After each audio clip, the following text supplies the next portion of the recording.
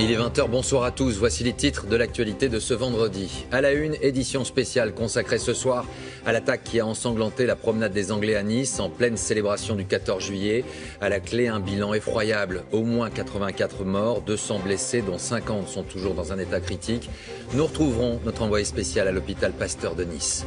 Que s'est-il réellement passé et qui était le conducteur de ce camion? L'auteur a été identifié. Nous verrons qui est ce Tunisien domicilié à Nice qui a également ouvert le feu sur 3 policiers. Le procureur de la République de Paris parle d'actes terroristes. Avec nous ce soir nos spécialistes, Audrey Goutard, mais également Jean-Pierre Filiu. 3 jours de deuil national ont été décrétés par le chef de l'État qui s'est rendu sur place. Un temps suspendu, l'état d'urgence sera finalement prolongé. À droite, certains s'interrogent sur les moyens mis en place afin de lutter contre ces attaques. Le Premier ministre Manuel Valls répondra notamment à ces interrogations. Il est notre invité ce soir. Et puis une ville, Nice, sous le choc, abasourdie par une telle violence et la France plus généralement frappée par l'horreur une nouvelle fois. Comment apprendre à vivre avec cette douleur et cette menace désormais latente? Les mots pour le dire et l'exprimer avec le regard ce soir de la psychanalyste Claude Almous. Voilà pour les titres des drapeaux en berne dont tout le pays, depuis ce matin, est symboliquement celui du Palais de l'Élysée. La France et la ville de Nice en particulier sont sous le choc, sidérés une fois de plus par cette violence. Avant de revenir sur les faits, sur l'enquête qui progresse, tout d'abord moins de 24 heures après l'attaque meurtrière de ce camion au cœur de la ville, des milliers d'habitants qui ont vécu l'horreur hier soir s'interrogent forcément.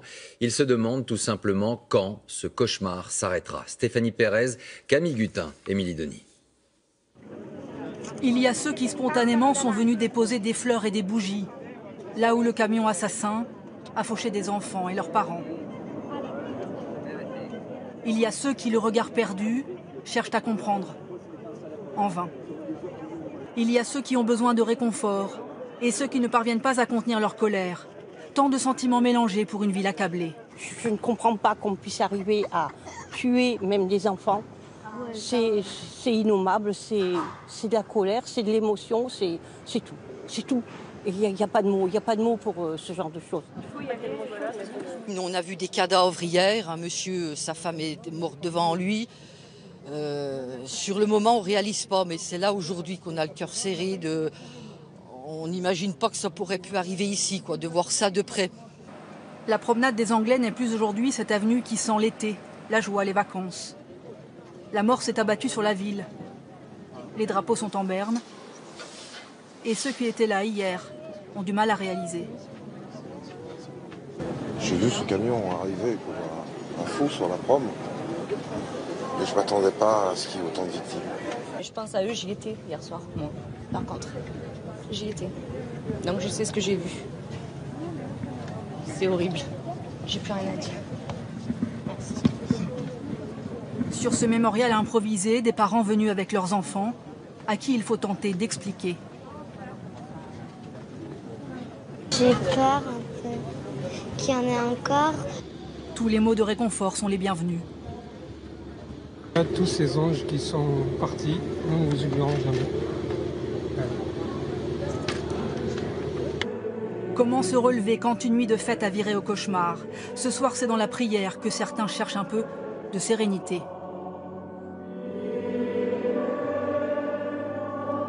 Pour rester plus unis contre cette forme barbare de violence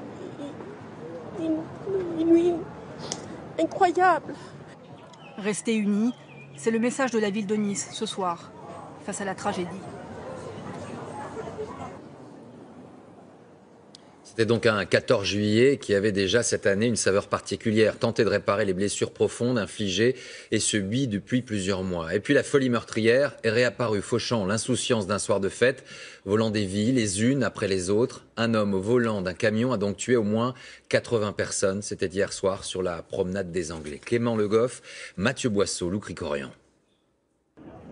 La promenade des Anglais est devenue une scène de crime. Un crime de masse dont voici l'arme. Ce camion de 19 tonnes est enlevé en fin d'après-midi. Il a fauché 84 vies. Une nuit d'horreur dans la baie des Anges. Il est un peu moins de 23 heures hier soir. Des milliers de personnes s'enfuient, paniquées. Le feu d'artifice du 14 juillet vient de se terminer. Dans les rues, sur la plage, un seul mot d'ordre. Quelques minutes plus tôt, depuis un balcon, un témoin filme. Le poids lourd avance lentement. À moto, un homme tente de stopper sa course, mais il tombe au sol. Puis 2 policiers tirent sur le chauffeur, en vain. Le camion accélère dans la foule. Il zigzaguait, donc il a voulu percuter. Il percutait, ça c'est sûr. C'était pas une perte de contrôle, il voulait choper le maximum de personnes. On ne l'a pas entendu arriver, il arrivait à contresens. Le camion est arrivé dans le dos des gens. Moi qui allais traverser, puisqu'il m'est passé à 50 cm, je ne l'ai pas entendu, j'ai simplement senti quelque chose et j'ai vu le camion passer, je me suis retournée, j'ai vu des gens de chaque côté et il continuait à foncer. Comme un camion, il est fauché comme du blé, quoi. Sur une distance de près de 2 km, en remontant l'avenue, le poids lourd renverse des dizaines de personnes sur son passage. C'était impressionnant, il roulait minimum à 70, il allait à fond. Il y avait des scooters qui essayaient de l'arrêter, il les écrasait aussi. Des gens qui couraient derrière le camion pour l'arrêter, il écrasait des gens, il s'en foutait, il passait sur le trottoir. Après, il passait sur la route, il essayait d'écraser un maximum de personnes. On a juste traversé, puis j'ai entendu un boom, je me suis retournée, j'ai commencé à voir les corps voltiger, j'ai vu le camion foncer et chavirer dans tous les sens. Et on a retraversé pour voir ce qui se passait, puis là, 1 corps, 2 corps, 3 corps. Après, j'ai arrêté de compter parce que c'était horrible. Le chaos. En tout, l'attaque a duré 1 minute, une éternité, jusqu'à cette intervention de la police. Le chauffeur, seul à bord, est mortellement touché. Sa course folle est terminée. Au même moment, les secours arrivent rapidement. Plusieurs dispositifs d'urgence, plan blanc, plan hors sec, sont déclenchés. On en évacue 2 avec ton vecteur. Mais on compte déjà de nombreuses victimes, au moins 84 personnes décédées et des centaines de blessés. On a essayé d'aider, on a fait le plus possible, on a tout ratissé.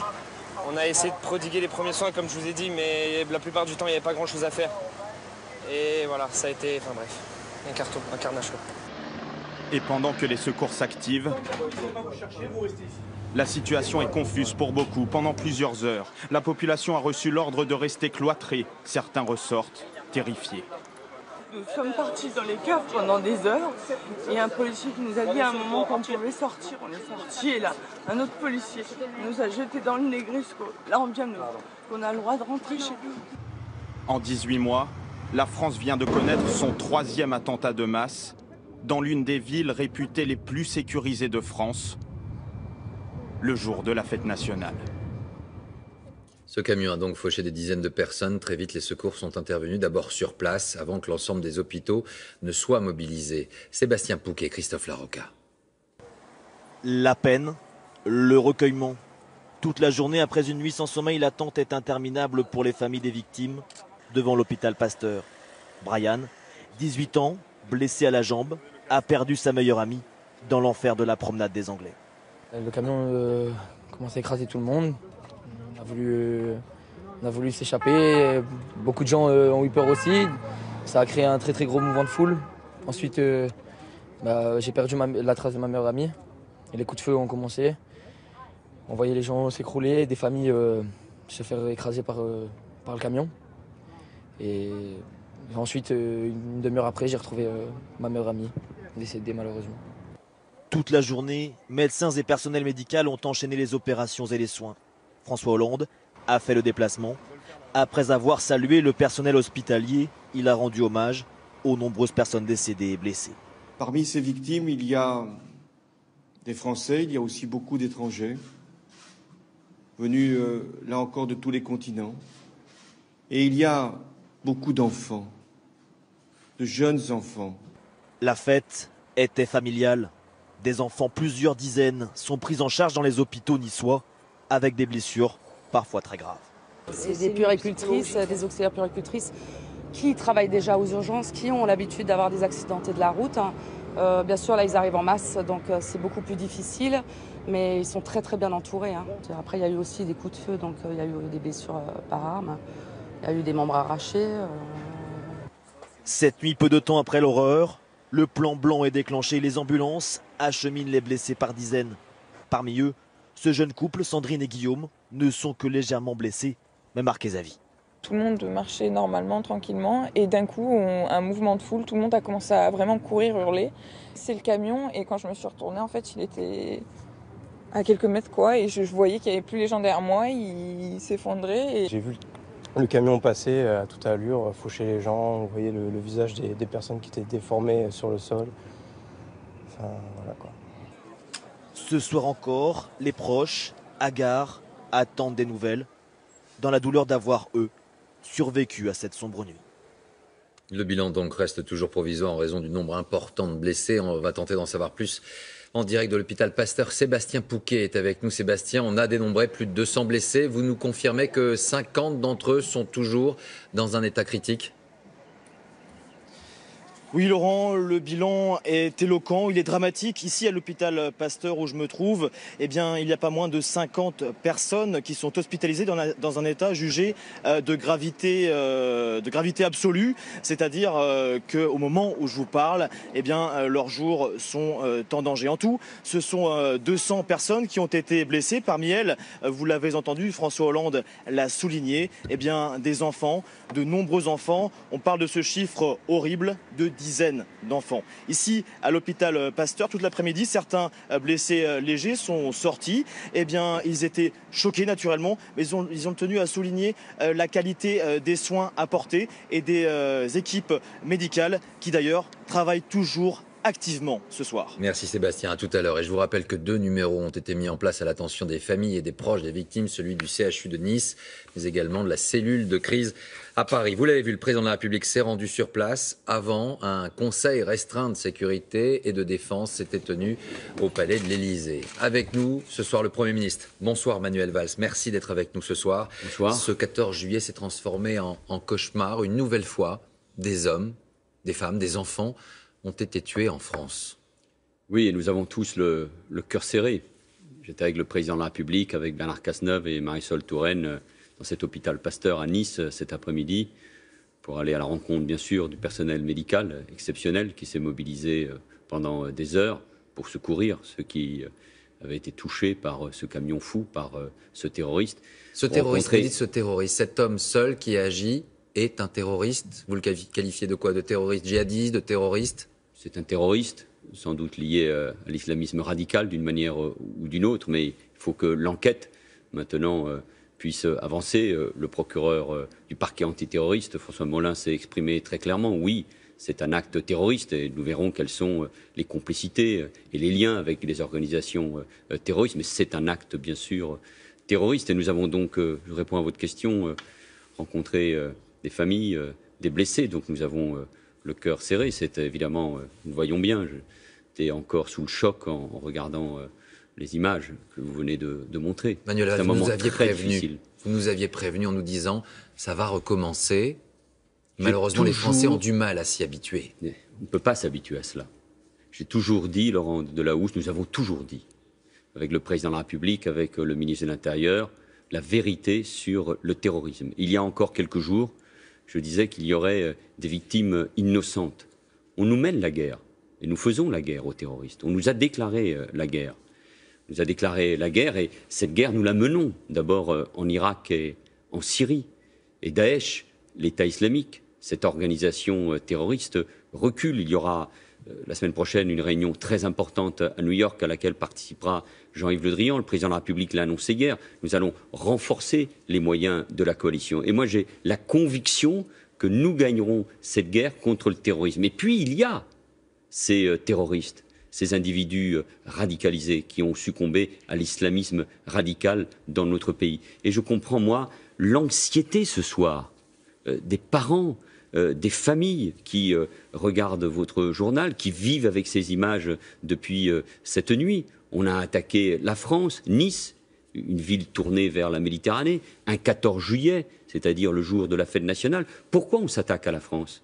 C'est le pays des droits de l'homme, de la liberté, de l'égalité, de la fraternité, de la laïcité, un pays qui compte dans le monde. Donc, je veux dire à mes compatriotes que nous gagnerons cette guerre, mais que nous pouvons de nouveau connaître des répliques. Il y aura sans doute encore des victimes innocentes. Et je vous le dis très honnêtement, Laurent Delahousse, quand on prononce les mots que je viens de prononcer comme chef du gouvernement, j'en mesure pleinement la gravité. Nous faisons tout et tout est fait pour lutter contre le terrorisme. Mais la vérité, je la dois aux Français. C'est une guerre de longue haleine à l'extérieur, mais aussi sur notre sol. Alors justement, qui est cet homme qui a tué, qui a été stoppé par des tirs de policiers? Il portait sur lui des papiers d'identité. Les enquêteurs accumulent les informations sur sa personnalité. Une perquisition a eu lieu à son domicile dans un quartier populaire de Nice. Il avait préparé son acte en louant ce camion il y a 4 jours et il disposait d'une arme qu'il a d'ailleurs utilisée à Anne-Claire Poignard, Julien Cholin et Raymond Chaplard. Les perquisitions ont commencé dès ce matin. Dans le viseur des enquêteurs, l'entourage de Mohamed Boulel, le conducteur du camion. Dans cet immeuble, une femme est arrêtée. On ne connaît pas pour l'heure son identité. À quelques kilomètres de là, sortez s'il vous plaît, la perquisition n'est pas terminée. Le domicile du tueur est passé au peigne fin. Cette voisine qui le connaissait est bouleversée. Et j'arrive pas à comprendre que ça soit lui qui ait pu faire. Il était tellement jeune. Qu'est-ce qui lui est passé par la tête? Qui était Mohamed Boulel?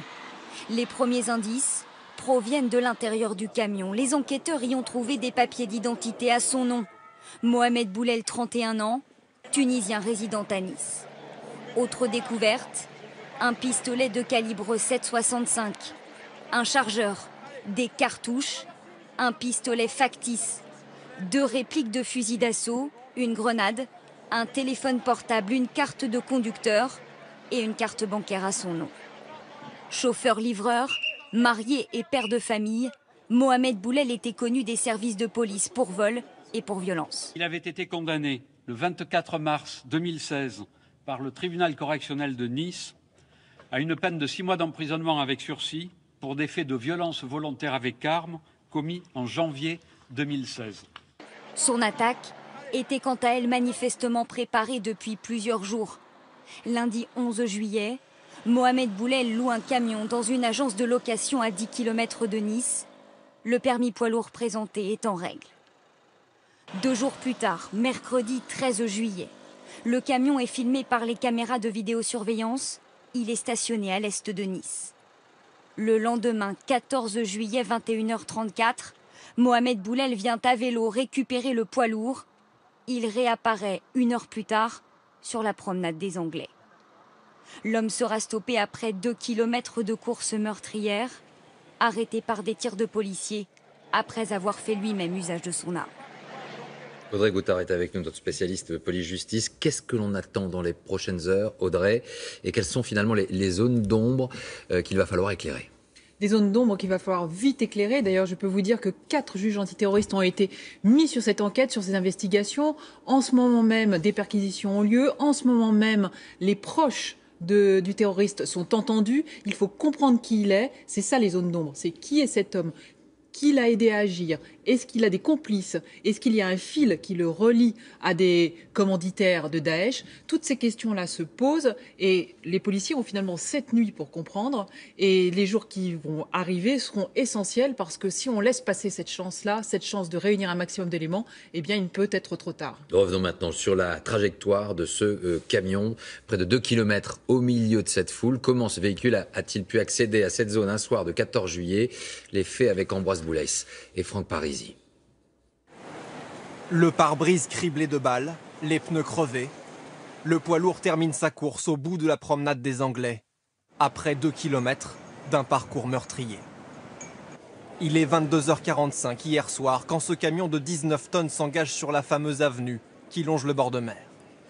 Face à lui, plusieurs dizaines de milliers de spectateurs venus admirer le feu d'artifice. Le camion ne s'arrête pas. Il fonce sur la foule, fauchant tous ceux qui se trouvent sur son passage. Au bout d'1 kilomètre, la route est barrée. C'est le début de la zone piétonne, où la foule est la plus dense. Le camion monte alors sur le trottoir. Il percute des dizaines de personnes en slalomant. À la hauteur de l'hôtel Negresco, le chauffeur tire à plusieurs reprises sur 3 policiers qui tentent de l'intercepter.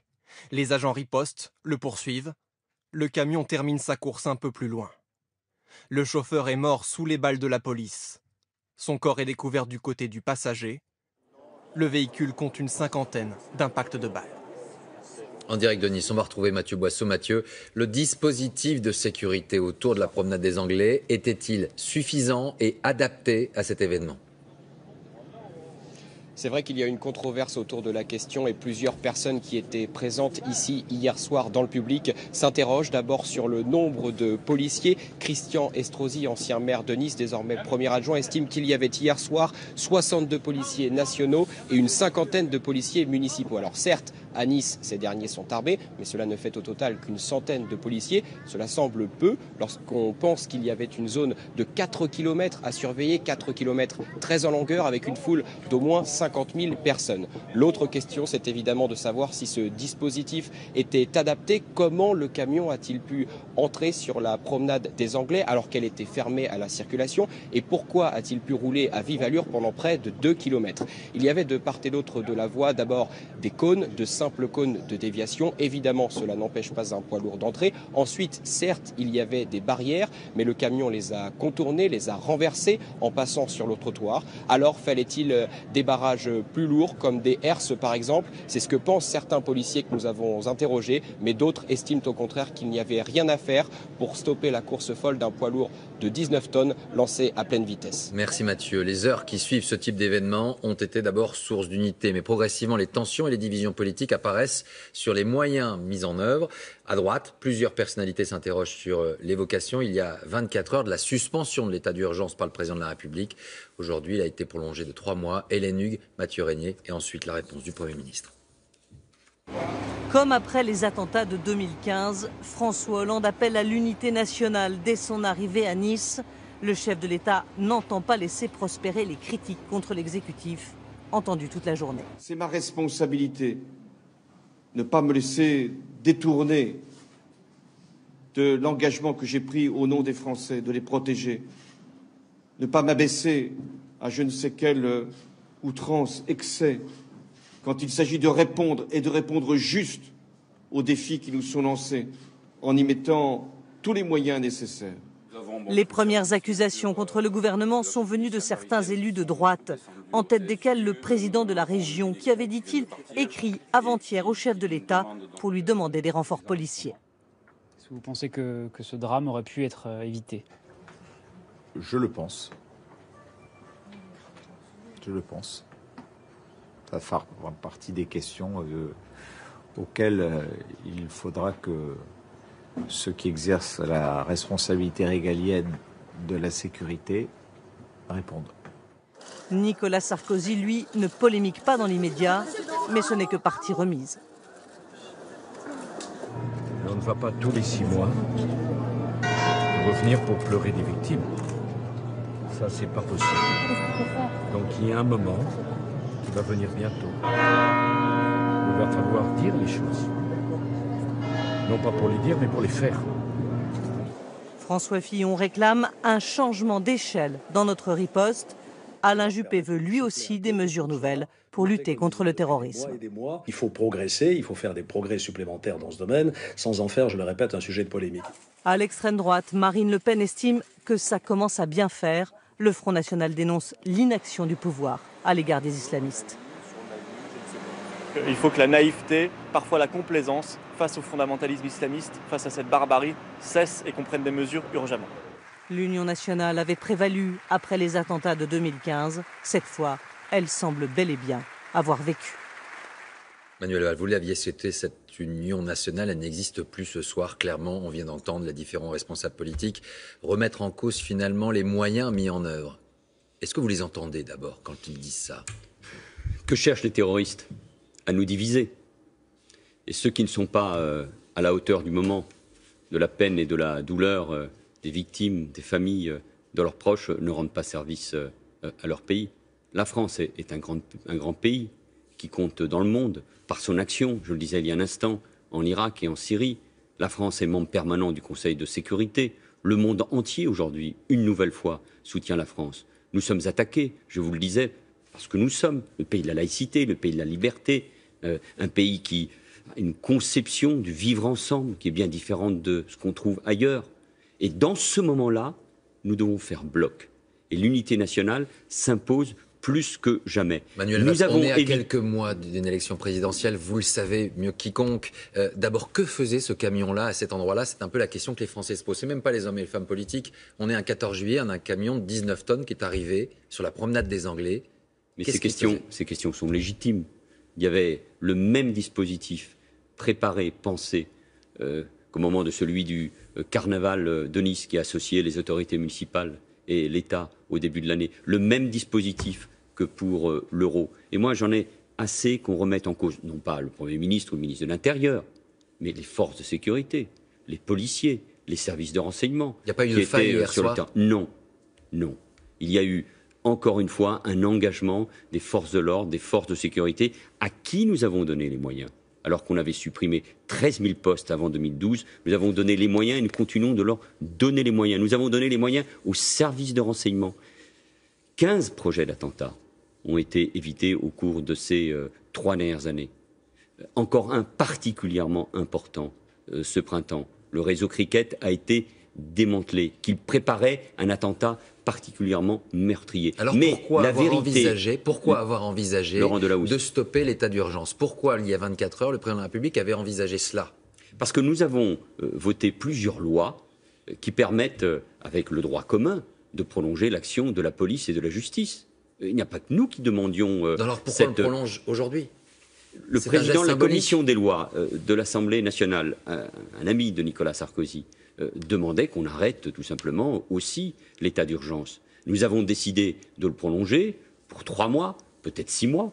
Le Parlement peut être amené à faire cette proposition parce que nous avons besoin de continuer de mobiliser les forces de sécurité face à cette menace terroriste. Mais face à cette attaque, à cette volonté de division, nous devons faire bloc autour de nos valeurs qui sont celles du pays et par la mobilisation, bien sûr, des forces de sécurité. Dans ces moments-là, il faut être lucide, il faut dire la vérité aux Français sur la menace, il faut leur dire que nous pouvons connaître de nouveau des attaques, mais que nous serons plus forts que les terroristes parce que nous sommes rassemblés autour des valeurs. Les questions autour du profil du chauffeur se concentrent sur ses motivations. Pourquoi cette attaque? L'a-t-il prémédité de longue date? A-t-il pu disposer de complicité?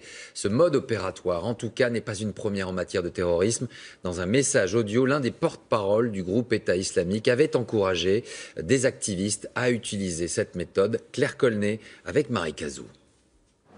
Un camion lancé à pleine vitesse dans la foule pour faire un maximum de victimes. Pour l'heure, l'attaque d'hier n'a pas été revendiquée, mais pour les enquêteurs, son mode opératoire semble porter la marque des organisations terroristes islamistes.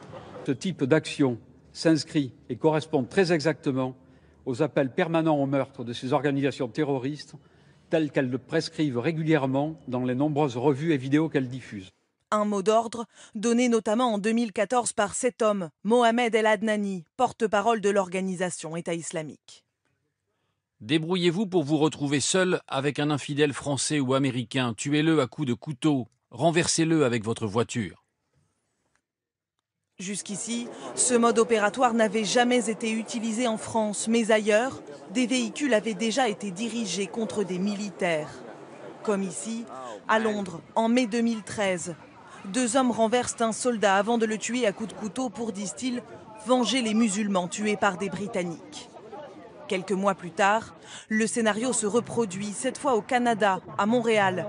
Un jeune djihadiste fonce en voiture contre 3 militaires. L'un d'entre eux est tué sur le coup. Des attaques certes peu sophistiquées, mais qui ont pour caractéristique d'être imprévisibles. La bonne nouvelle, c'est qu'il indique que les organisations ne sont pas capables de monter des actions et des attentats d'envergure avec des explosifs, des armes de guerre. Mais la mauvaise nouvelle, c'est que c'est la banalisation du terrorisme et c'est la porte ouverte à tout individu pour mener des attaques contre les civils avec des moyens artisanaux. Prévenir ce nouveau mode opératoire, un défi pour les forces de sécurité. L'assaillant d'hier soir n'avait jamais été fiché par les services de renseignement. Et pour aller plus loin, Jean-Pierre Filieu, spécialiste de ces questions terroristes et notamment des djihadistes, est avec nous. Bonsoir, merci. Quand vous observez les premiers éléments qui concernent cet homme, son profil, est-ce que d'abord vous êtes surpris et les éléments manquent pour le moment, à savoir s'il est lié ou pas directement à un groupe terroriste? Vous vous rendez compte qu'on se pose cette question? et que d'une certaine façon, on serait soulagé de savoir qu'il était membre de Daesh parce que ça ferait sens. Donc, on est vraiment arrivé... Mais ça serait peut-être plus inquiétant qu'il ne le soit pas également. Eh bien, exactement. Donc, vous voyez qu'on est arrivé littéralement sur le terrain où les djihadistes voulaient nous amener. Non seulement ils décident du calendrier, non seulement ils décident du lieu, mais maintenant ils décident même des termes du débat. La réalité, c'est que de toute façon, Daesh a gagné hier soir au cours de cette nuit atroce. Que ce soit effectivement un élément de son organisation qui était activé par les réseaux sociaux ou d'une autre façon, ou que ce soit quelqu'un qui se soit inspiré des consignes qui viennent d'être rappelées, le résultat est absolument calamiteux, car il prouve qu'effectivement, Daesh est en phase d'expansion mondiale. Et j'insiste là-dessus, notre pays souffre, notre pays saigne, mais depuis le début du mois de juin, ce sont les États-Unis, ce sont la Turquie, ce sont l'Arabie Saoudite, ce sont l'Irak avec le pire attentat depuis 2003, c'est le Bangladesh, ce sont les Philippines qui ont été frappées. Et je crois que tant qu'on ne conçoit pas cette vision planétaire d'une organisation en expansion, et tant qu'on croit que des reculs, d'ailleurs assez limités, et souvent contre-productifs en Syrie et en Irak, parce qu'ils antagonisent les populations qu'on devrait justement se gagner pour que Daesh soit enfin éradiqué, eh bien on dit Daesh perd, et Daesh gagne de son côté, et fait surtout passer le message à tous ses partisans dans le monde entier qu'ils sont capables de garder l'initiative. Et tant qu'ils garderont l'initiative, eh bien effectivement, nous vivrons des moments aussi terribles. Manuel Valls, Daesh gagne, garde l'initiative. Non, c'est une bataille globale, c'est une bataille mondiale. Jean-Pierre Filieu a raison de rappeler la liste des attentats atroces à Orlando, aux États-Unis, en Arabie Saoudite, en Turquie, et des profils au Bangladesh, très différents en France, en Europe. qui agiraient. Oui, avec des profils différents, comme là, avec des modes opératoires, quand ils sont capables de le faire, c'est-à-dire quand ils organisent un attentat, comme ceux que nous avons connus en janvier ou en novembre 2015, et grâce sans doute à l'action de la police, des services de renseignement, ils ont peut-être moins cette capacité de les mener, donc ils ont d'autres modes opératoires, des personnes qui agissent ainsi, des individus, à travers les réseaux sociaux, qui s'auto-radicalisent. Et c'est sans aucun doute peut-être le défi majeur. Moi, je pense que Daesh recule en Syrie et en Irak. Mais la guerre est loin d'être terminée. L'idéologie et au Moyen-Orient, cette idéologie de l'islamisme radical, et notamment dans notre pays, où le grand défi pour la France, pas des prochaines semaines, pas pour des vaines polémiques à l'occasion d'une primaire ou de l'élection présidentielle, mais c'est la question de la radicalisation de notre société, du fait que des dizaines, des centaines d'individus ont succombé ou peuvent succomber. Ça nécessite quoi? Pas seulement l'union, mais ça nécessite ce que nous sommes en train d'engager, c'est-à-dire un combat pour cette déradicalisation, un combat au niveau de l'éducation, une mobilisation de chacun. C'est-à-dire, pendant des années, Laurent Delahousse, nous avons vécu au fond avec une forme d'insouciance, comme si la guerre ne pouvait pas nous rattraper, comme si l'histoire n'était pas tragique. Or, la guerre est là. Elle est différente de celle que nous avons connue au XXe siècle. L'histoire est tragique. Nous ne voyons pas uniquement dans le domaine du terrorisme, nous voyons bien avec les risques qui concernent l'Europe. Et face à cela, le peuple français doit faire preuve de résilience, c'est-à-dire être capable d'affronter le terrorisme pour le gagner, et donc doit résister. Résilience et résistance sont les deux éléments que je crois fondamentaux pour gagner cette bataille contre le terrorisme, mais pour rester surtout unis et rassemblés. Vous restez avec nous une nouvelle fois au cœur de cette violence meurtrière. La solidarité s'est mise en place presque instantanément, accueil des blessés dans les bars avoisinants, prise en charge à domicile. Et puis les réseaux sociaux ont été sollicités afin de tenter d'obtenir des renseignements sur les personnes portées disparues. Isabelle Saboureau, Anthony Joly, Benjamin Poulain. Une attente interminable. Devant cet hôpital ce matin, ils espéraient encore des nouvelles de leurs proches. Vous êtes en train de rechercher quelqu'un, c'est ça, monsieur? Oui. Vous recherchez qui? Ma fille. Vous êtes sans nouvelles, monsieur? Pas de nouvelles. Les nouvelles de mon gendre, des deux petits. Et la fille, on ne sait pas. Elle était au feu d'artifice, c'est sûr? Oui, ouais, mon gendre me parle, ils ont vu arriver le camion. Excusez-moi. Cet Italien est arrivé de Venise ce matin. Sa femme et sa fille ont disparu. Je crois qu'ils sont blessés ici. Je ne suis pas sûr. Votre femme et votre fille étaient hier au feu d'artifice? Oui, à côté de la promenade des Anglais. en train d'arriver à la maison. En 30 secondes, j'arrive à la maison. Et je ne sais rien de tout. C'est devenu un triste réflexe. Depuis hier soir, des comptes spéciaux sur Twitter et Facebook relaient les appels à témoins. Une longue liste de visages des disparus. Recherche petit garçon, disparu à Nice lors de l'attentat. Laura était sur la prom. Faites tourner, au max. Mejri, 40 ans, recherche son fils, âgé de 4 ans. Sa femme est décédée hier. On est sans nouvelles de ces deux amis, leur maman s'inquiète. Beaucoup d'angoisse, mais parfois les nouvelles sont bonnes. Ce message partagé plusieurs milliers de fois sur Facebook a permis de retrouver ce bébé de 8 mois. Il avait disparu dans la panique. Un soulagement pour la famille qui remercie les internautes. Solidaires, dès hier soir, les Niçois se sont mobilisés. Ce jeune étudiant en médecine, sur place au moment de l'attentat, a hébergé chez lui une dizaine de rescapés jusqu'à 4 heures du matin. Tout de suite, on a préféré, quand on était rentré, on a fermé la porte à clé, on a tout mis pour se sentir bien en sécurité. Il y avait une poussette là, des gens assis, qui attendaient, beaucoup qui marchaient, un peu perplexes, un peu inquiets, qui essayaient de téléphoner, qui essayaient de regarder sur Internet, avoir des infos, mais pendant un long moment, on n'avait vraiment aucune info sur ce qui s'est passé. Sur Internet aussi, les coups de main s'organisent. Cette infirmière propose ses services. Certains peuvent héberger une famille. Quant à ce collectif d'avocats, il s'est même engagé à aider gratuitement les victimes. Jean-Pierre Filiu, il faut retenir une chose. La ville était une cible particulière, la ville de Nice, ou finalement la date symbolique du 14 juillet, ou les deux? On est face à une organisation profondément opportuniste. Et si c'est un individu, encore plus. Donc le 14 juillet, c'était d'une certaine façon montrer que non, la France n'avait pas gagné la bataille de l'euro en tenant cette compétition internationale dans des conditions de sécurité impeccables. Il fallait montrer que la France pouvait encore être frappée. Et Nice, c'est aujourd'hui une des villes de France où il y a une des plus grandes densités de djihadistes. Donc il y a des réseaux qui sont organisés. Là encore, on verra si l'auteur de ce carnage en était proche ou pas. Mais il faut savoir, on parlait de l'islam et de la République, mais qu'à Nice, des imams dans les mosquées qui prêchaient contre le départ en Syrie, qui prêchaient contre ces djihadistes, eh bien, ils ont été menacés directement, physiquement.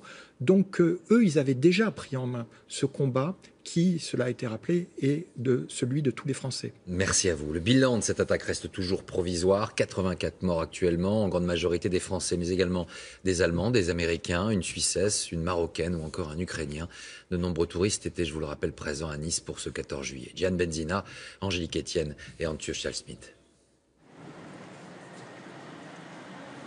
Une minute de silence pour tout un village endeuillé. Ce soir, Erserange, en Lorraine, se sent orphelin. Une famille estimée, connue d'Erserange est décimée. Nous sommes debout, oui. Mais ça ne peut pas continuer comme ça non plus. Tous connaissaient Michael Pellegrini, 28 ans, professeur de sciences. C'était un professeur qui était apprécié de tous ses élèves, qui a réussi à motiver tous ses élèves. Il était toujours la banane, toujours disponible, toujours rieur. Voilà, depuis ce matin, on ne comprend pas, quoi. Avec lui, sont morts sa mère et ses grands-parents. Il vivait dans cette rue où les voisins hébétés viennent déposer des fleurs. C'est une grande perte pour tout le monde, je pense. C'était des personnes vivantes, aimantes. Pour nous, ça restera Tata Véronique, Michael et papy-mamie, quoi. Une figure locale, c'était aussi le cas de Robert Marchand, 60 ans, originaire de Marcigny, en Saône-et-Loire. Il était le président et entraîneur bénévole du club d'athlétisme. On le voit ici avec son équipe, qu'il savait motiver, se souvient cette maman. Mes enfants étaient très bien avec lui, enfin, c'était quelqu'un qui avait l'air très, très aimé des enfants en tout cas. Le maire du village rend hommage à un homme très investi. Il savait très bien inculquer aux jeunes les valeurs du sport, la valeur aussi de l'effort.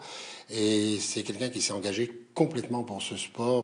Autre visage, celui d'Emmanuel Groux, commissaire de police, venu assister en famille au feu d'artifice. Une fête pour laquelle eux étaient venus de loin. Sean Copeland et son fils Brody, amateurs de baseball, arrivés du Texas. Ou encore de Russie, comme Victoria Savchenka, encore étudiante. Avec eux, des anonymes de plusieurs nationalités et autant d'hommages spontanés qui apparaissent partout en France. Une sidération de plus face à un événement de plus et un choc qui vient réveiller des blessures à peine apaisées parfois. Les Français sont depuis maintenant 18 mois confrontés à des attaques à répétition et sous différentes formes. Charlie, l'hypercachère, le Bataclan, un couple de policiers assassinés chez eux et puis ce camion hier à Nice. Témoignage de ces Français qui s'interrogent à Paris, à Toulouse, Strasbourg ou encore à Bordeaux avec Caroline Sins et nos bureaux en région.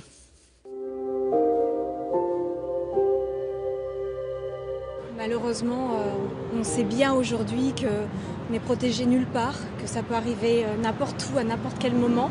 Si on se met à avoir peur de sortir avec les enfants, de faire des choses, d'aller voir des spectacles, ils auraient gagné et ça, moi, je veux pas.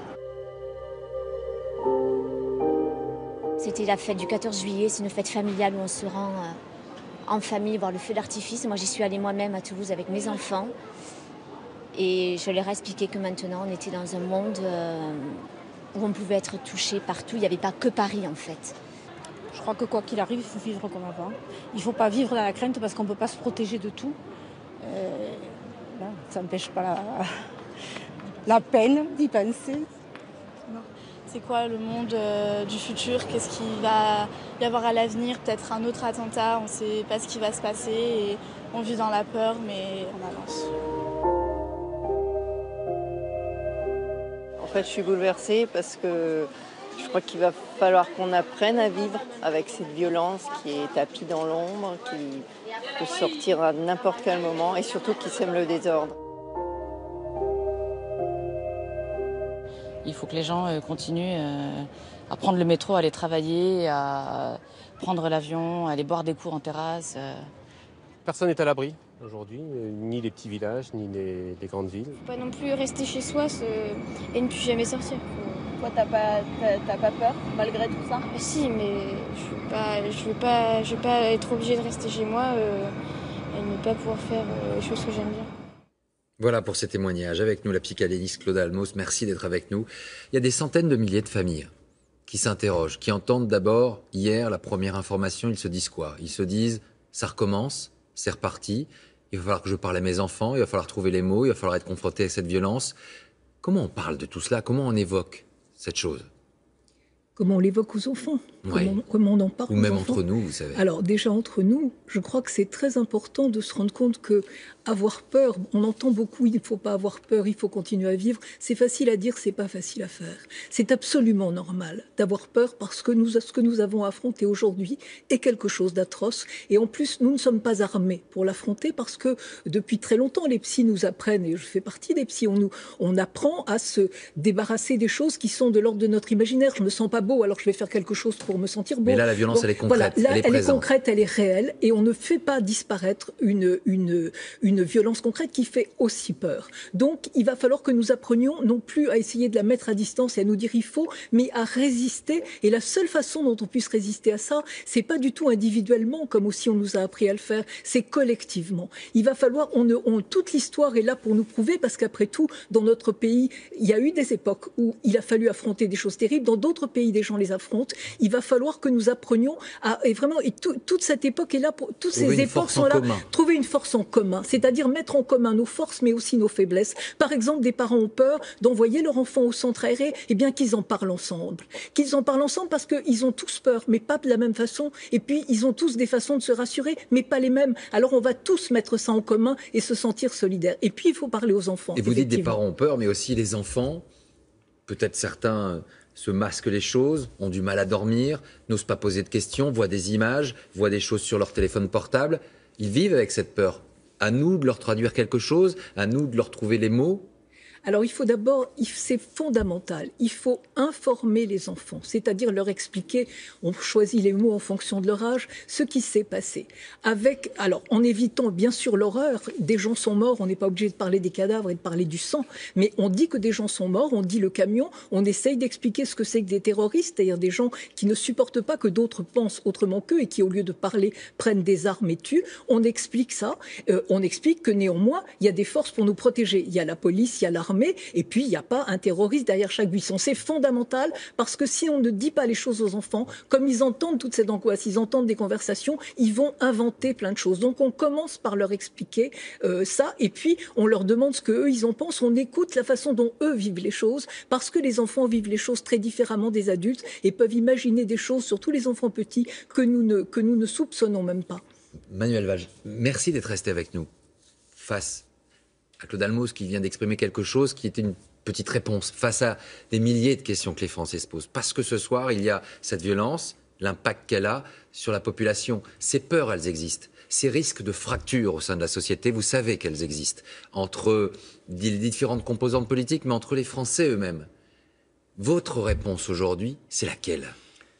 D'abord, moi je suis touché, meurtri, comme chacun d'entre nous, comme tous ceux qui nous regardent, parce que je pense aux 84 victimes, à ces enfants qui sont morts, à ces personnes, français ou étrangers, touristes, qui luttent aujourd'hui contre la mort. Je pense à toutes les victimes, vous les avez rappelées, celles de Charlie, de l'Hypercacher, du Bataclan, de Saint-Denis, à ces policiers qui ont donné leur vie pour nous défendre. Nous avons changé de monde et il faut l'expliquer individuellement et collectivement. Et vous nous dites que ça va continuer. Donc, ma tâche, comment les Français, les uns et je suis les chef autres du gouvernement, c'est de mobiliser, nous le faisons. Et c'est pour ça que toutes les polémiques qui divisent sont stériles.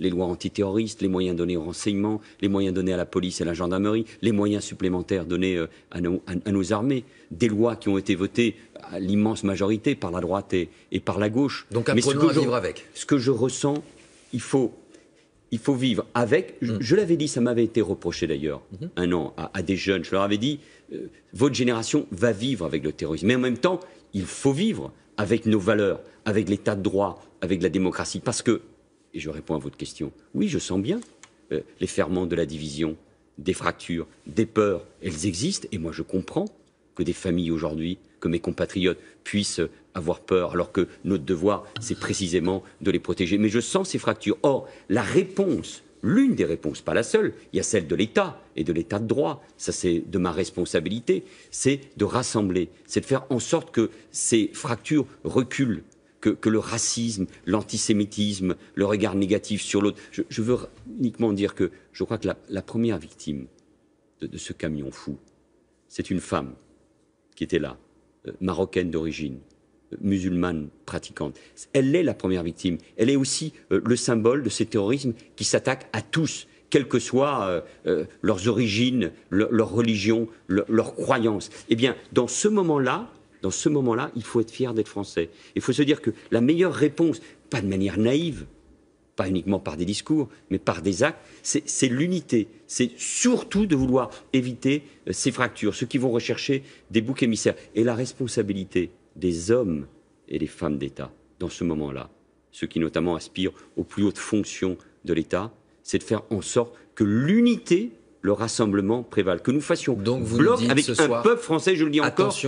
Attention dans les mois qui viennent, attention aux candidats, attention aux phrases, attention au risque de fracture, parce que ces mois qui s'annoncent, les Français n'ont absolument pas envie d'entendre cette politique politicienne. Tout mot, tout acte, non.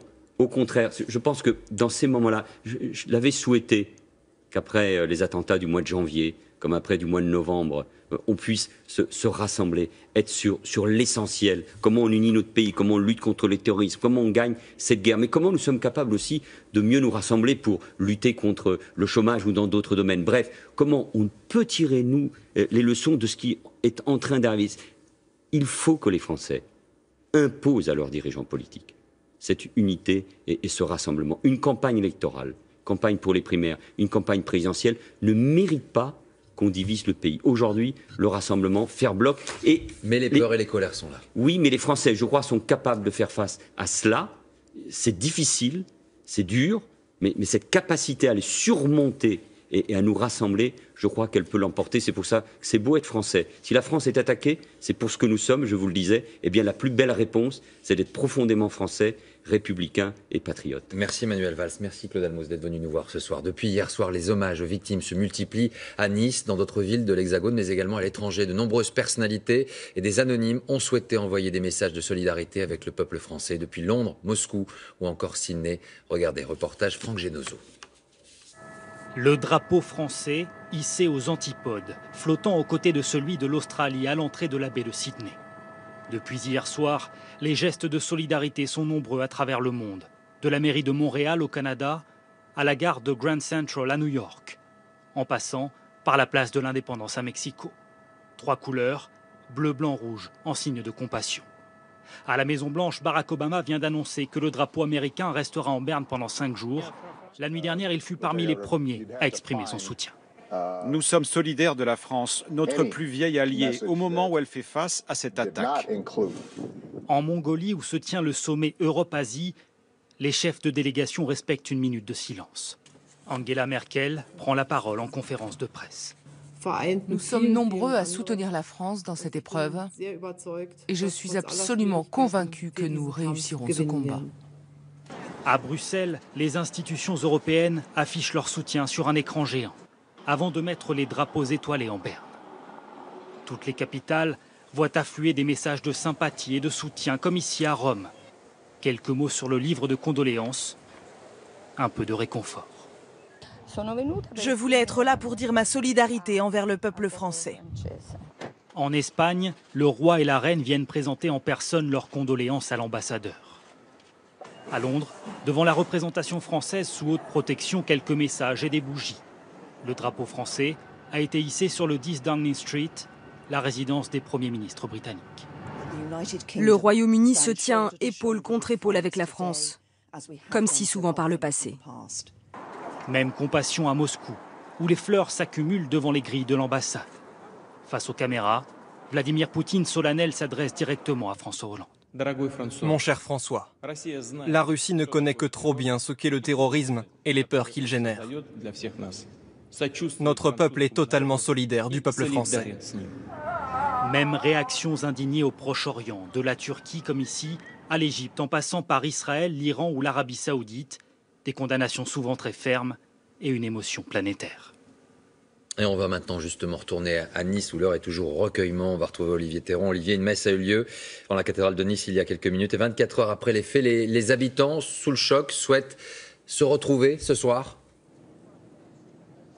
Écoutez, Nice est une ville meurtrie. Habituellement, sur cette promenade des Anglais, il y a des milliers de personnes. C'est la fête, il y a du bruit. Et ce soir, c'est le silence, c'est toute la Côte d'Azur qui s'est mise au ralenti. Tous les concerts ont été annulés et simplement les gens viennent ici lentement déposer une fleur, poser une pensée au bord de la baie des Anges pour tous ceux qui sont tombés hier. J'ai discuté avec beaucoup de Niçois aujourd'hui et tous me disaient que cet attentat avait changé des choses, changé une certaine façon de voir les choses.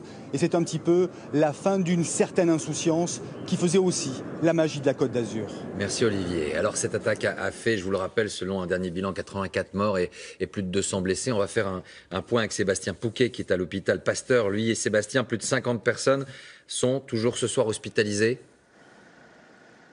Oui, vous le disiez effectivement Laurent, le bilan n'a pas évolué, il fait état de 84 morts, mais il peut évoluer malheureusement car effectivement ici à l'hôpital Pasteur, 50 personnes sont hospitalisées dans un état grave, c'est-à-dire qu'au moment où je vous parle, leurs jours sont encore en danger. En tout, cette attaque aura fait 200 blessés, 200 personnes blessées dont, vous l'a dit, des enfants. Et enfin, peut-être que vous le voyez derrière moi, il y a de nombreuses familles et amis à cette heure-ci qui attendent, dans la douleur, des nouvelles de leurs proches. Merci Sébastien. Et puis une image du Tour de France qui a également tenu à rendre hommage aux victimes de Nice lors de cette 13e étape en Ardèche. Une minute de silence a été observée avant le départ. Le vainqueur de ce contre-la-montre, le néerlandais Tom Dumoulin, mais également Chris Froome, vous le voyez, qui conserve le maillot jaune, se sont recueillis. Voilà pour l'actualité dramatique de ce 15 juillet. Nous reviendrons sur tout cela, bien sûr, demain, dans l'ensemble de nos éditions. La météo, tout de suite, c'est avec Nathalie Riouet. Puis, vous retrouvez votre série Shérif. Merci à vous de nous avoir suivis. On se quitte sur ces quelques hommages ce soir. Et à demain.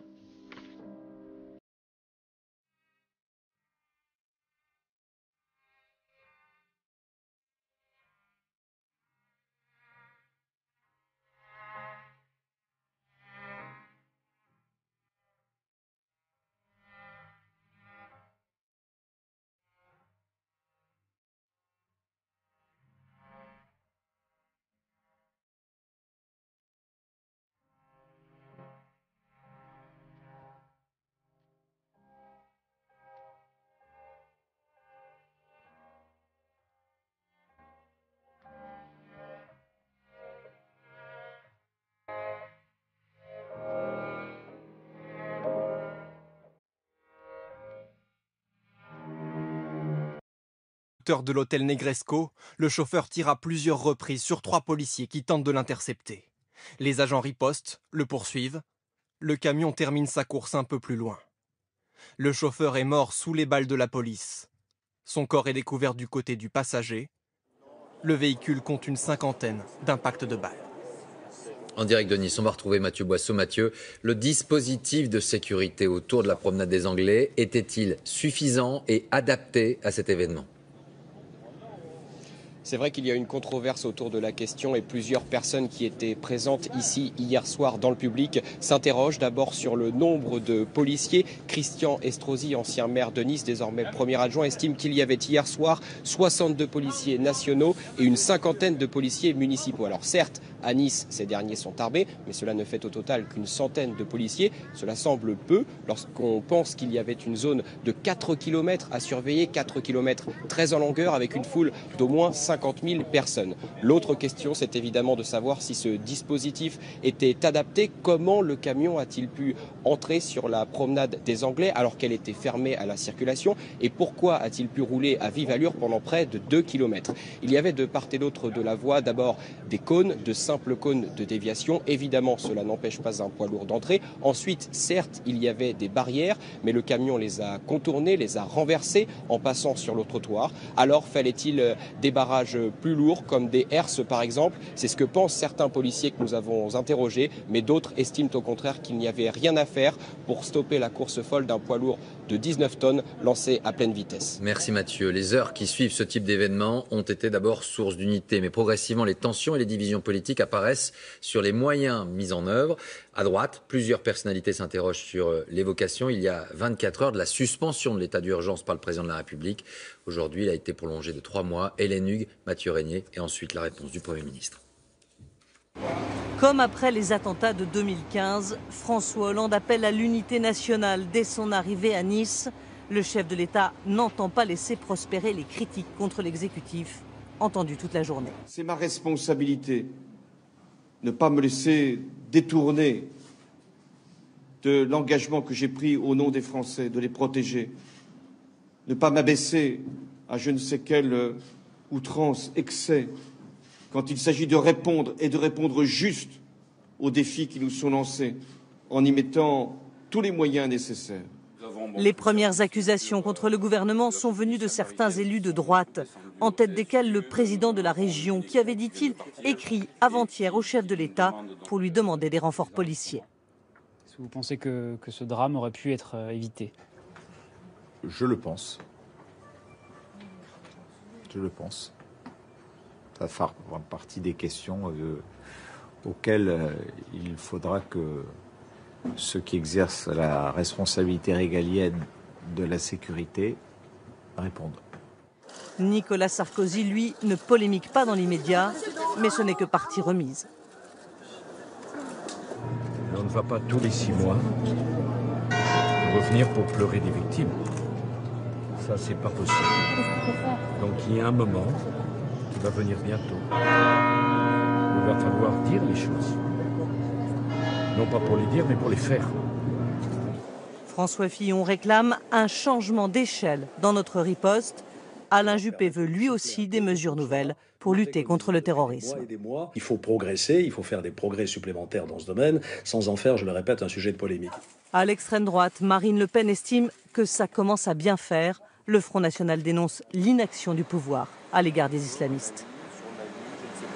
Il faut que la naïveté, parfois la complaisance, face au fondamentalisme islamiste, face à cette barbarie, cesse et qu'on prenne des mesures urgemment. L'Union nationale avait prévalu après les attentats de 2015. Cette fois, elle semble bel et bien avoir vécu. Manuel Valls, vous l'aviez cité, cette union nationale, elle n'existe plus ce soir. Clairement, on vient d'entendre les différents responsables politiques remettre en cause finalement les moyens mis en œuvre. Est-ce que vous les entendez d'abord quand ils disent ça? Que cherchent les terroristes? À nous diviser. Et ceux qui ne sont pas à la hauteur du moment, de la peine et de la douleur des victimes, des familles, de leurs proches, ne rendent pas service à leur pays. La France est un grand pays qui compte dans le monde par son action, je le disais il y a un instant, en Irak et en Syrie. La France est membre permanent du Conseil de sécurité. Le monde entier aujourd'hui, une nouvelle fois, soutient la France. nous sommes attaqués. Il est un peu moins de 23 h hier soir. Des milliers de personnes s'enfuient, paniquées. Le feu d'artifice du 14 juillet vient de se terminer. Dans les rues, sur la plage, un seul mot d'ordre. Quelques minutes plus tôt, depuis un balcon, un témoin filme. Le poids lourd avance lentement. À moto, un homme tente de stopper sa course, mais il tombe au sol. Puis 2 policiers tirent sur le chauffeur, en vain. Le camion accélère dans la foule. Il zigzaguait, donc il a voulu percuter. Il percutait, ça c'est sûr. C'était pas une perte de contrôle, il voulait choper le maximum de personnes. On l'a pas entendu arriver, il arrivait à contresens. Le camion est arrivé dans le dos des gens. Moi qui allais traverser, puisqu'il m'est passé à 50 cm, je ne l'ai pas entendu, j'ai simplement senti quelque chose et j'ai vu le camion passer, je me suis retournée, j'ai vu des gens de chaque côté et il continuait à foncer. Comme un camion, il est fauché comme du blé, quoi. Sur une distance de près de 2 km, en remontant l'avenue, le poids lourd renverse des dizaines de personnes sur son passage. C'était impressionnant, il roulait minimum à 70, il allait à fond. Il y avait des scooters qui essayaient de l'arrêter, il les écrasait aussi.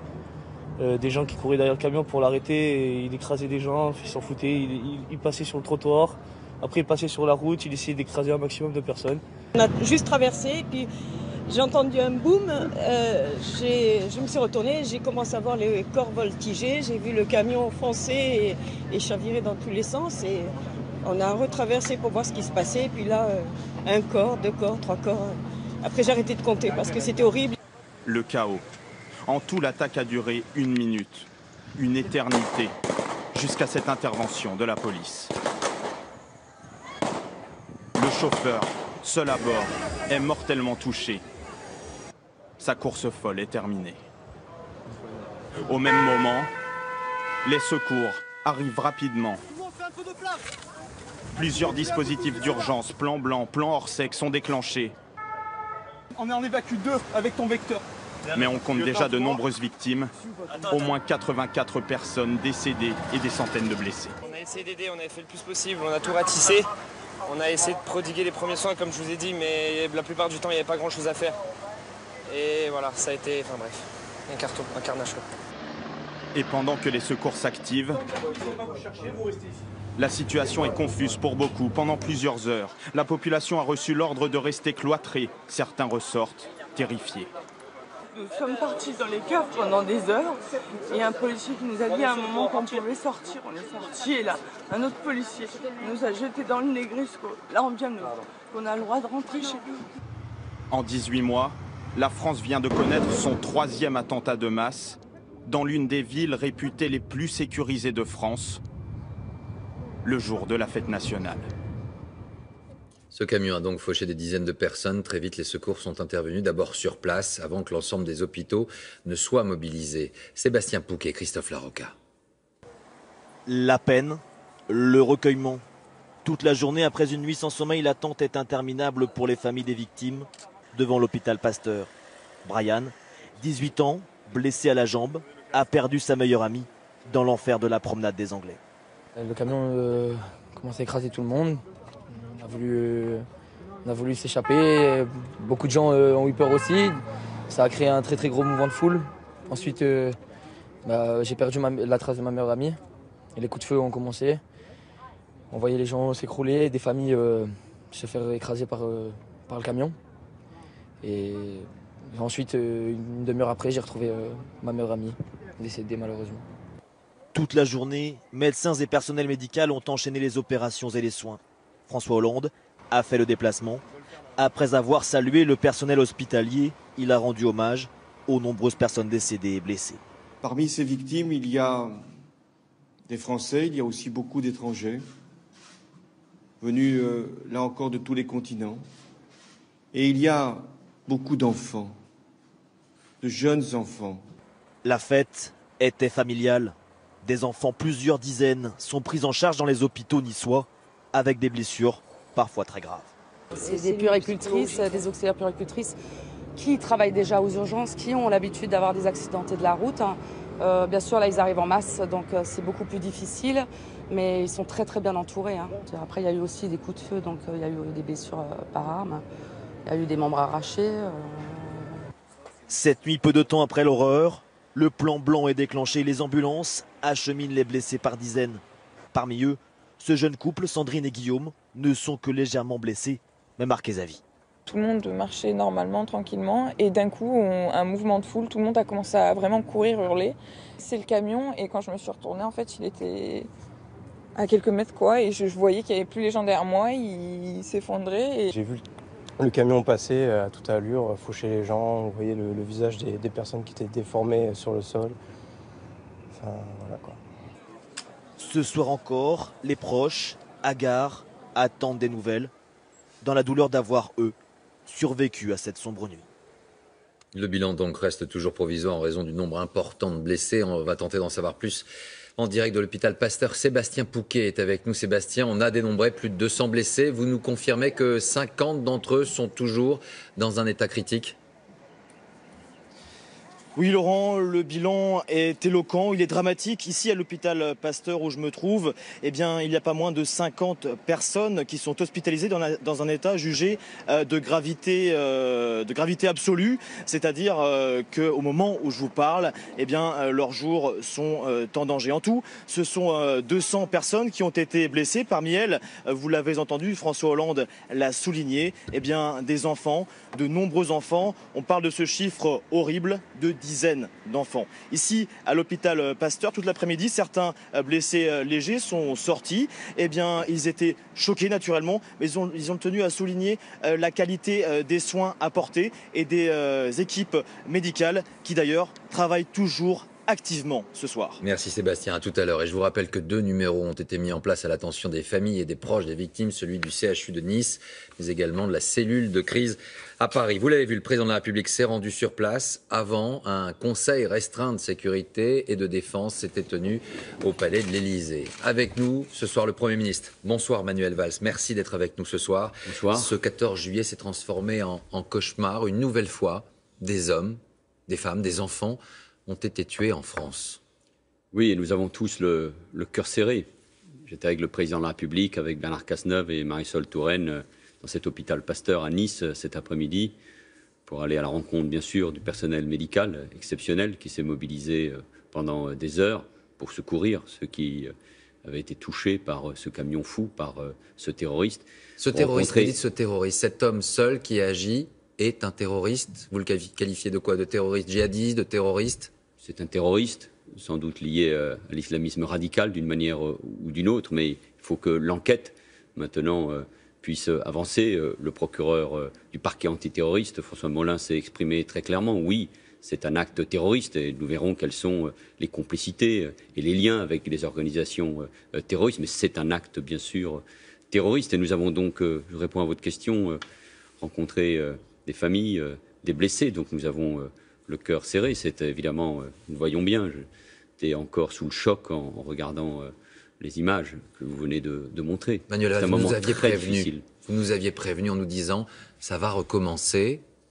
Malheureusement, les Français ont du mal à s'y habituer. On ne peut pas s'habituer à cela.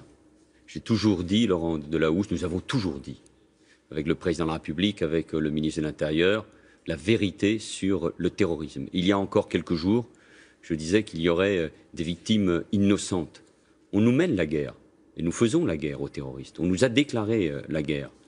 On nous a déclaré la guerre, et cette guerre, nous la menons d'abord en Irak et en Syrie. Et Daesh, l'État islamique, cette organisation terroriste, recule. Il y aura la semaine prochaine une réunion très importante à New York à laquelle participera Jean-Yves Le Drian. Le président de la République l'a annoncé hier. Nous allons renforcer les moyens de la coalition. Et moi, j'ai la conviction que nous gagnerons cette guerre contre le terrorisme. Et puis, il y a ces terroristes, ces individus radicalisés qui ont succombé à l'islamisme radical dans notre pays. Et je comprends, moi, l'anxiété ce soir des parents, des familles qui regardent votre journal, qui vivent avec ces images depuis cette nuit. On a attaqué la France, Nice, une ville tournée vers la Méditerranée, un 14 juillet, c'est-à-dire le jour de la fête nationale. Pourquoi on s'attaque à la France? C'est le pays.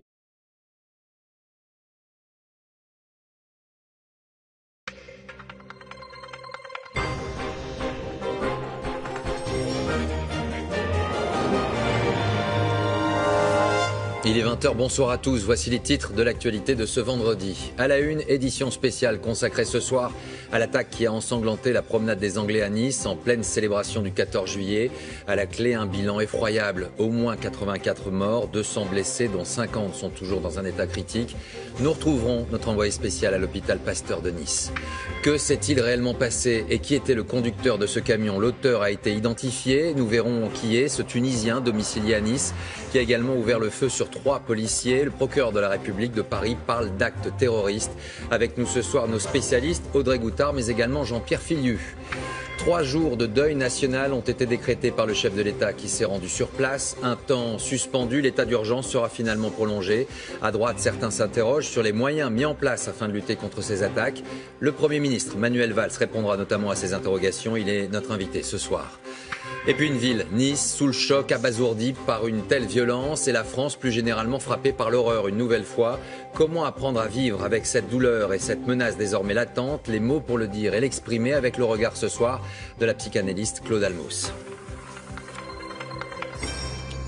Voilà pour les titres. Des drapeaux en berne dont tout le pays, depuis ce matin, est symboliquement celui du Palais de l'Élysée. La France et la ville de Nice en particulier sont sous le choc, sidérés une fois de plus par cette violence. Avant de revenir sur les faits, sur l'enquête qui progresse, tout d'abord moins de 24 heures après l'attaque meurtrière de ce camion au cœur de la ville, des milliers d'habitants qui ont vécu l'horreur hier soir s'interrogent forcément. Ils se demandent tout simplement quand ce cauchemar s'arrêtera. Stéphanie Pérez, Camille Gutin, Émilie Denis. Il y a ceux qui spontanément sont venus déposer des fleurs et des bougies, là où le camion assassin a fauché des enfants et leurs parents. Il y a ceux qui, le regard perdu, cherchent à comprendre, en vain.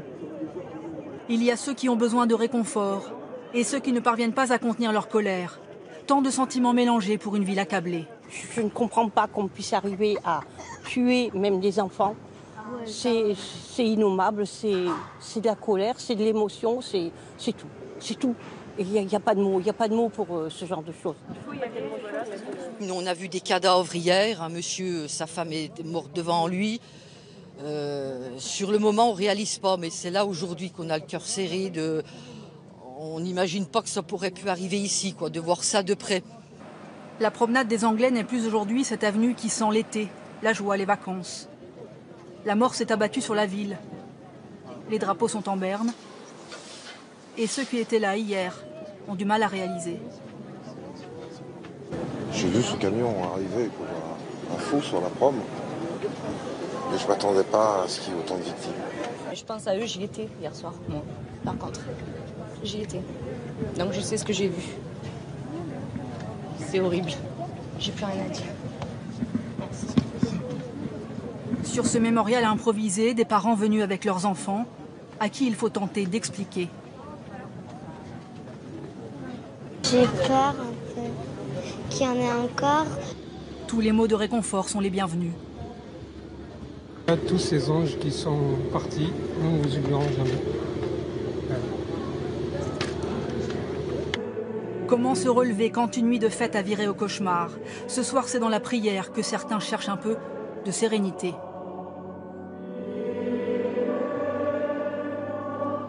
Pour rester plus unis contre cette forme barbare de violence inouïe, incroyable. Rester unis, c'est le message de la ville de Nice ce soir, face à la tragédie. C'était donc un 14 juillet qui avait déjà cette année une saveur particulière, tenter de réparer les blessures profondes infligées et subies depuis plusieurs mois. Et puis la folie meurtrière est réapparue, fauchant l'insouciance d'un soir de fête, volant des vies les unes après les autres. Un homme au volant d'un camion a donc tué au moins 80 personnes. C'était hier soir sur la promenade des Anglais. Clément Le Goff, Mathieu Boisseau, Lou Cricorian. La promenade des Anglais est devenue une scène de crime. Un crime de masse dont voici l'arme. Ce camion de 19 tonnes est enlevé en fin d'après-midi. Il a fauché 84 vies. Une nuit d'horreur dans la baie des Anges. Pays des droits de l'homme, de la liberté, de l'égalité, de la fraternité, de la laïcité, un pays qui compte dans le monde. Donc, je veux dire à mes compatriotes que nous gagnerons cette guerre, mais que nous pouvons de nouveau connaître des répliques. Il y aura sans doute encore des victimes innocentes. Et je vous le dis très honnêtement, Laurent Delahousse, quand on prononce les mots que je viens de prononcer comme chef du gouvernement, j'en mesure pleinement la gravité. Nous faisons tout et tout est fait pour lutter contre le terrorisme. Mais la vérité, je la dois aux Français, c'est une guerre de longue haleine à l'extérieur, mais aussi sur notre sol. Alors justement, qui est cet homme qui a tué, qui a été stoppé par des tirs de policiers? Il portait sur lui des papiers d'identité. Les enquêteurs accumulent les informations sur sa personnalité. Une perquisition a eu lieu à son domicile dans un quartier populaire de Nice. Il avait préparé son acte en louant ce camion il y a 4 jours et il disposait d'une arme qu'il a d'ailleurs utilisée à une Claire Poignard. Julien Cholin et Raymond Chaplard. Les perquisitions ont commencé dès ce matin. Dans le viseur des enquêteurs, l'entourage de Mohamed Boulel, le conducteur du camion. Dans cet immeuble, une femme est arrêtée. On ne connaît pas pour l'heure son identité. À quelques kilomètres de là, sortez s'il vous plaît, la perquisition n'est pas terminée. Le domicile du tueur est passé au peigne fin. Cette voisine qui le connaissait est bouleversée. Et j'arrive pas à comprendre que ce soit lui qui ait pu faire. Il était tellement jeune. Qu'est-ce qui lui est passé par la tête? Qui était Mohamed Boulel?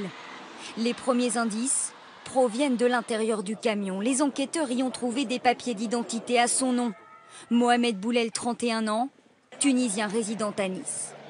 Autre découverte, un pistolet de calibre 7,65, un chargeur, des cartouches, un pistolet factice, 2 répliques de fusils d'assaut, une grenade, un téléphone portable, une carte de conducteur et une carte bancaire à son nom. Chauffeur-livreur, marié et père de famille, Mohamed Boulel était connu des services de police pour vol et pour violence. Il avait été condamné le 24 mars 2016 par le tribunal correctionnel de Nice à une peine de 6 mois d'emprisonnement avec sursis pour des faits de violence volontaire avec arme commis en janvier 2016. Son attaque était quant à elle manifestement préparée depuis plusieurs jours. Lundi 11 juillet, Mohamed Boulel loue un camion dans une agence de location à 10 km de Nice. Le permis poids lourd présenté est en règle. 2 jours plus tard, mercredi 13 juillet, le camion est filmé par les caméras de vidéosurveillance. Il est stationné à l'est de Nice. Le lendemain, 14 juillet, 21h34, Mohamed Boulel vient à vélo récupérer le poids lourd. Il réapparaît 1 heure plus tard sur la promenade des Anglais. L'homme sera stoppé après 2 kilomètres de course meurtrière, arrêté par des tirs de policiers après avoir fait lui-même usage de son arme. Audrey Goutard est avec nous, notre spécialiste police-justice. Qu'est-ce que l'on attend dans les prochaines heures, Audrey? Et quelles sont finalement les zones d'ombre qu'il va falloir éclairer? Des zones d'ombre qu'il va falloir vite éclairer. D'ailleurs, je peux vous dire que 4 juges antiterroristes ont été mis sur cette enquête, sur ces investigations. En ce moment même, des perquisitions ont lieu. En ce moment même, les proches du terroriste sont entendus. Il faut comprendre qui il est. C'est ça les zones d'ombre. C'est qui est cet homme? Qui l'a aidé à agir? Est-ce qu'il a des complices? Est-ce qu'il y a un fil qui le relie à des commanditaires de Daesh? Toutes ces questions-là se posent et les policiers ont finalement cette nuit pour comprendre. Et les jours qui vont arriver seront essentiels parce que si on laisse passer cette chance-là, cette chance de réunir un maximum d'éléments, eh bien, il peut être trop tard. Revenons maintenant sur la trajectoire de ce camion, près de 2 km au milieu de cette foule. Comment ce véhicule a-t-il pu accéder à cette zone un soir de 14 juillet? Les faits avec Ambroise Boulès et Franck Parisi. Le pare-brise criblé de balles, les pneus crevés. Le poids lourd termine sa course au bout de la promenade des Anglais, après 2 km d'un parcours meurtrier. Il est 22h45 hier soir quand ce camion de 19 tonnes s'engage sur la fameuse avenue qui longe le bord de mer. Face à lui, plusieurs dizaines de milliers de spectateurs venus admirer le feu d'artifice. Le camion ne s'arrête pas. Il fonce sur la foule, fauchant tous ceux qui se trouvent sur son passage. Au bout d'1 kilomètre, la route est barrée. C'est le début de la zone piétonne, où la foule est la plus dense. Le camion monte alors sur le trottoir. Il percute des dizaines de personnes en slalomant. À la hauteur